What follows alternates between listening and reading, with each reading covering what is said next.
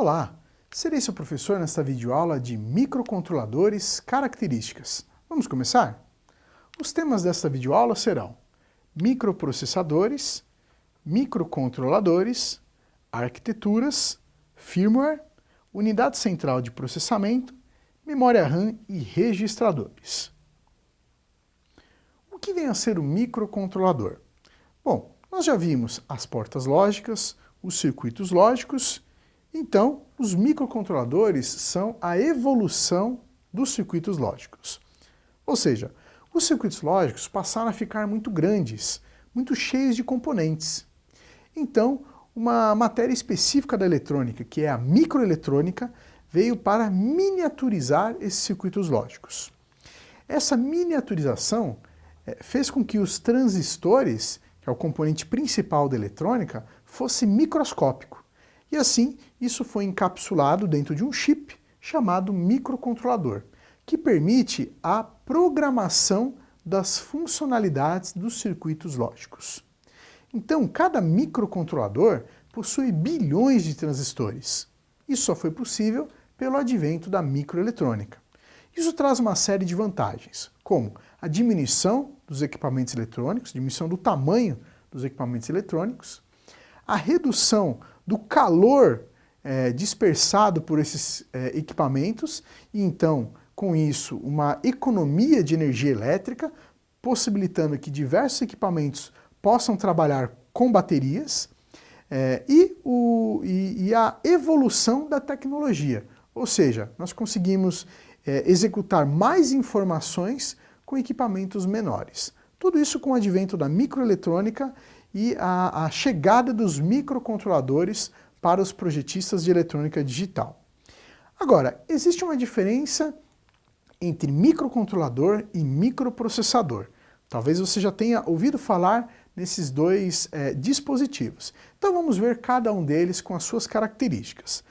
Vamos começar falando sobre o microprocessador, que é um circuito integrado que realiza as funções de cálculo e tomada de decisão. E então, basicamente, são três funções realizadas pelo microprocessador. Executar as operações matemáticas através da ULA. O que é a ULA? É a unidade lógica aritmética. É um conjunto de chips, um circuito lógico que está específico para realizar cálculos matemáticos. Então, essa é uma primeira função do microprocessador. Depois, a movimentação de dados de um endereço de memória para outro, e então a tomada de decisões relativas aos conjuntos de instruções. Ou seja, o usuário vai passar as instruções que serão processadas pelo microprocessador. E então, quando a gente fala de microprocessador, você se recorda sempre de um computador, de um notebook. Esse é um item essencial a esse tipo de equipamento. E, de fato, é o que existe instalado, seja lá no seu computador de mesa, seja lá no seu notebook e até mesmo nos celulares. É um microprocessador que está ali executando todas essas tarefas. Para falarmos um pouco mais de características dos microprocessadores, nós vamos falar de duas arquiteturas, a arquitetura von Neumann e a arquitetura Harvard. Porque o microprocessador, ele trabalha em conjunto com as memórias. E esse trabalhar em conjunto significa uma comunicação entre microprocessador e memórias. E como essa comunicação é dada, depende dessa arquitetura. Por exemplo, na arquitetura von Neumann, nós temos apenas um barramento para o acesso das memórias. Então a comunicação, ela tem que ser feita ora para um lado, ora para outro. Já na arquitetura Harvard, nós temos dois barramentos para a comunicação. Então, a comunicação pode ser dada de maneira mais veloz. Esta imagem, ela caracteriza bem um ciclo de operação de um microprocessador. Então, vamos entendê-la. Acompanhe o caminho dessas setas das nossas linhas tracejadas. Veja que tudo se inicia aqui na CPU do microprocessador com o contador de programa. Esse contador de programa vai iniciar um ciclo de busca de informação numa memória.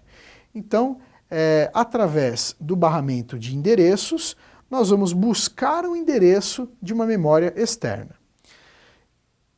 Identificado esse endereço da memória externa, nesse endereço estará armazenada uma informação, um dado. Esse dado agora vem para um outro barramento, o barramento de dados, até chegar no microprocessador através do registrador de instruções. O registrador de instruções, então, vai receber esse dado e enviá-lo para uma unidade de decodificação da instrução. Essa decodificação significa pegar numa lista um número desse dado e identificar que, por exemplo, quer se fazer uma soma. Então, essa informação é enviada para a unidade lógica e aritmética. É lá que será realizada essa soma, porque a ULA é responsável pelas propriedades aritméticas do microprocessador. Notem aqui embaixo que nós temos um sinal de controle dessa memória. Então, além do microprocessador realizar a busca dessa informação, ele também realiza um controle. Ele coloca em ativação, ele coloca a memória para escrita ou para leitura, tudo isso através desse sinal de controle. Por isso nós temos aqui no desenho uma unidade de controle, que é quem envia esses sinais para a memória. E lá em cima nós temos os registradores, ou seja, as informações ficam ali armazenadas. Então quando a gente dá uma operação de soma, nós vamos somar dois números, dois valores, duas variáveis. Essas variáveis estão armazenadas ali, nos registradores, ali que nós armazenamos essas informações. Bom, agora vamos passar a falar um pouco mais sobre os microcontroladores. Então, qual é a diferença de um microprocessador e um microcontrolador?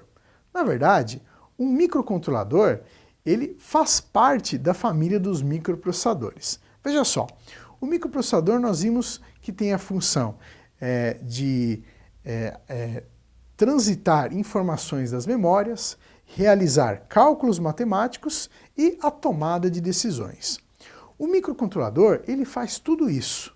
Só que o microcontrolador, ele é dotado de periféricos. Ou seja, o microcontrolador, ele tem um microprocessador internamente e ele tem também outros dispositivos. Vamos pensar o seguinte, um computador. Um computador tem um microprocessador e tem outros periféricos, como por exemplo, uma unidade multimídia, que faz a leitura de DVDs, Blu-rays e outros tipos de mídias. Nós temos as impressoras, que são periféricos que são conectados ao computador para uma saída de informação, o teclado, o mouse, que são entradas de informação, o monitor, que é uma saída de informação, a placa de rede, que é para entrada e saída de informação. Então tudo isso são periféricos do computador. Então imaginem só, pegarmos um computador que tem um microprocessador e todos esses periféricos e juntarmos tudo isso em apenas um chip, que caiba na palma da nossa mão. Pois é, esse é um microcontrolador. Então veja por esta imagem. Nós temos uma CPU, ou seja, nós temos um processador na parte central dessa arquitetura e nós temos todos esses outros periféricos. Memórias, contadores, temporizadores, memórias do tipo RAM, memórias de dados do tipo ROM e as portas de entradas e saídas de informação. Então, o microcontrolador é um microprocessador mais completo porque ele tem periféricos. E tudo isso muito pequeno. Cabe na palma da nossa mão, por exemplo, o nosso celular. O nosso celular, nosso aparelho de celular, ele tem ali na sua configuração um microcontrolador, que tem um processador e todos os outros periféricos. A câmera, o modem para você se conectar na empresa de telecomunicações, na empresa de telefonia, o teclado, a tela multifuncional, a parte do áudio. Então, tudo isso é um microcontrolador que controla o seu aparelho celular. Vamos então falar de duas arquiteturas de microcontroladores. Uma delas é a arquitetura CISC, que do inglês vai nos dizer computador com um conjunto complexo de instruções. Nesse caso, existem diversas instruções que você pode dar ao seu processador, e essas instruções elas ficam armazenadas numa memória, dada a grandiosidade desse conjunto de instruções. E são instruções como o somar, o dividir, o movimentar uma memória, o realizar um loop e assim por diante. Então, a outra arquitetura é a arquitetura RISC, que é o computador com conjunto reduzido de instruções. Então, essas instruções, como são algumas dezenas, elas não precisam ser armazenadas numa memória, mas elas podem ser implementadas diretamente em hardware. Isso traz uma vantagem de flexibilidade e velocidade da aplicação. Então vamos falar do firmware. O que vem a ser o firmware? Quando um usuário desenvolve uma programação para rodar no seu processador ou no seu controlador, então ele está desenvolvendo um firmware, ou seja, um programa completo que dê toda a funcionalidade para a execução de processos desses nossos chips. Então esse programa nós conhecemos como firmware. É muito usual que aconteça em alguns equipamentos a necessidade da atualização do firmware. O que vem a ser isso?